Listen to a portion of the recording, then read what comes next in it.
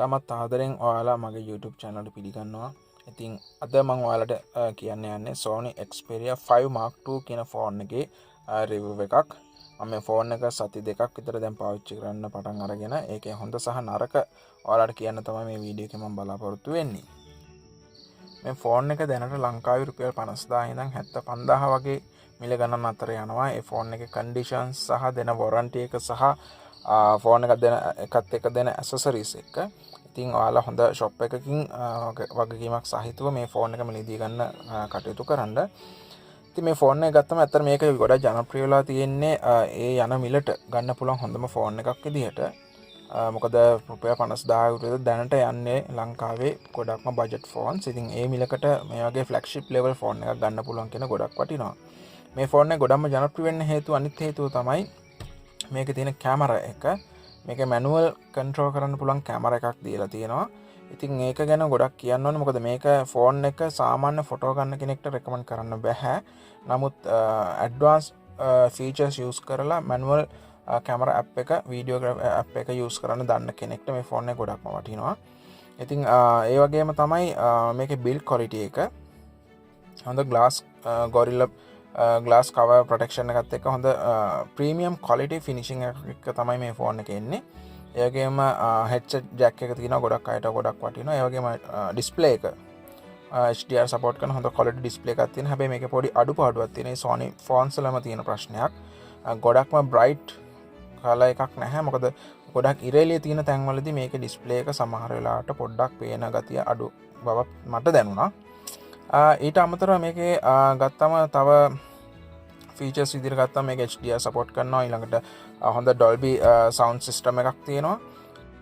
manual camera app එක නිසා අපිට හොඳ ෆොටෝ එකක් ගන්න පුළුවන්.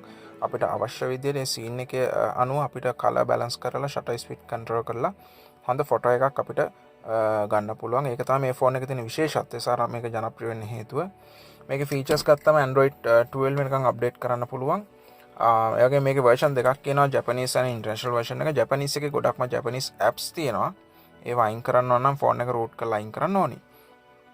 මේ ෆෝන් එකේ ඉන්නේ Snapdragon 865 5G chipset එකත් එක්ක ගොඩක්ම powerful flagship level processor එකත් එක්ක ඊට අමතරව OLED display එකත් එක්ක HDR support කරන අද quality display එකක් එක්ක තමයි එන්නේ.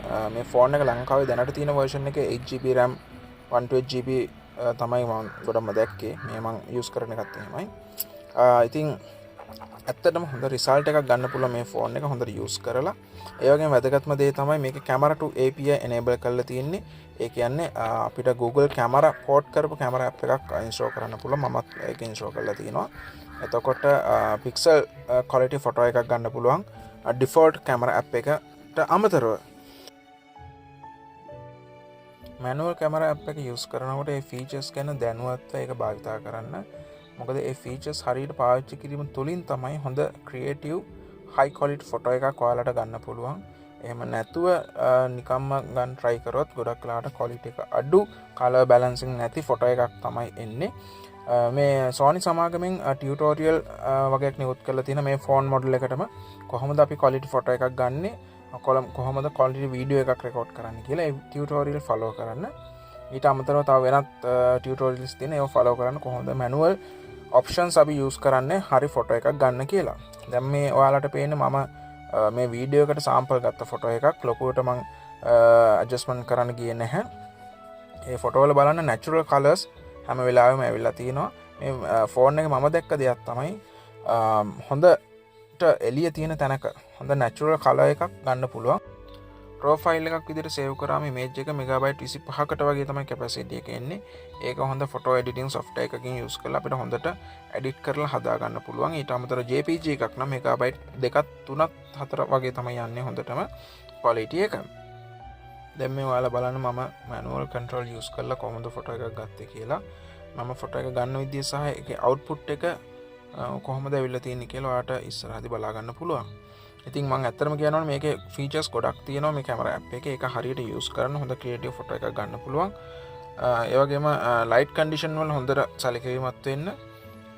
ඒක අනුව ෆොටෝ එකේ ක්වොලිටි එක වෙනස් වෙනවා අනිවාර්යයෙන්ම.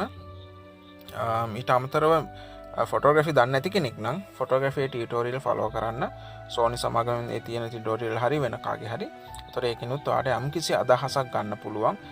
ගොඩක් අය මම දැක්කා කියලා තියෙන මේක කැමරා එක ක්වොලිටි නැහැ මැනුවල් කන්ට්‍රෝල්ස් වලින් අමාරුයි කියලා. ඒතර මැනුවල් කන්ට්‍රෝල්ස් වලින් අමාරුයි තමයි. නමුත් අපි මේ සීන් එක හැටියට අපි කලර් බැලන්ස් කරලා අපි මේ සීන් එක හැටියට ඇඩ්ජස්ට්මන්ට් කරනවා නම් සෙටින්ග්ස් ටික හොඳ ෆොටෝ එකක් ගන්න පුළුවන් ඩිෆෝල්ට් කැමරා ඇප් එකට වඩා.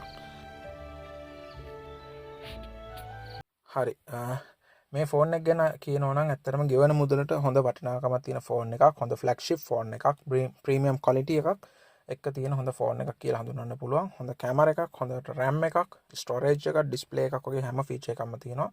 හැබැයි සාමාන්‍ය කැමරා ඇප් එකක් යූස් කරන සාමාන්‍යයෙන් එදිනෙදා ෆොටෝ ගන්න කෙනෙක්ට මේක ගැලපෙන්නේ නැති වෙන්න පුළුවන්. නමුත් හොඳට ෆීචර්ස් දන්න ඇඩ්ජස්ට්මන්ට් කරලා හොඳ ෆොටෝ එකක් ගන්න කෙනෙක්ට ක්‍රියේටිව් ෆොටෝ එකක් ගන්න කෙනෙක්ට වීඩියෝ එකක් ගන්න කෙනෙක්ට මේ ෆෝන් එක ගොඩක් වටිනවා. මම ඔයාලට මං කරපු වීඩියෝ එකක් පෙන්නන්නම්. ඒකෙන් බලන්න මම පොඩි ක්ලිප් එකක් දාන්නම්. මං කරපු වීඩියෝ එකක්. ඒකෙන් පොඩි අදහසක් ගන්න කොහොමද මේක යූස් කරන්න පුළුවන් කියලා.